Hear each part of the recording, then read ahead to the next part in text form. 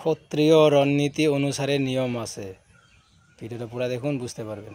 Hare Krishna, welcome to my ভক্তি জীবন channel. আপনাদেরকে স্বাগত করছি। আজকে আমরা আলোচনা করব শ্রীমদ্ ভগবত গীতা যথাযথ প্রথম অধ্যায় বিসার্যক শ্লোক নাম্বার 45 আপনাদেরকে বলার চেষ্টা করব।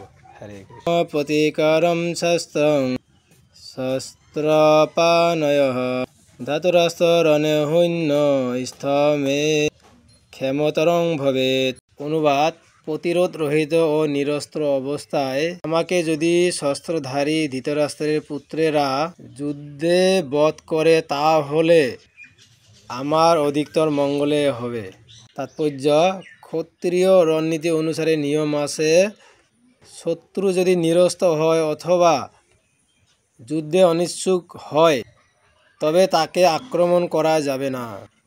কিন্তু অর্জুন স্থির করলেন যে এই রকম বিপজ্জনক অবস্থায় তার শত্রুরা যদি তাকে আক্রমণ করে তবুও তিনি যুদ্ধ করবেন না।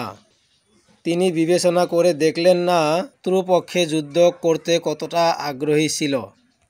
অর্জুনের এই ধরনের আচরণ ভগবৎচিত কোমল হৃদয় ব্যক্তির পরিচায়ক। ধৃতরাষ্ট্রের পুত্রেরা যুদ্ধে বধ করে তা হলো আমার অধিকতর মঙ্গলে হবে, এই কথা অর্জুনে বলছে। ভিডিওটা কেমন লাগলো কমেন্টে জানাইবেন, লাইক করবেন, শেয়ার করবেন, নতুন হলে অবশ্যই সাবস্ক্রাইব করবেন। আবার নতুন চ্যানেলে দেখাবে। হরে কৃষ্ণ।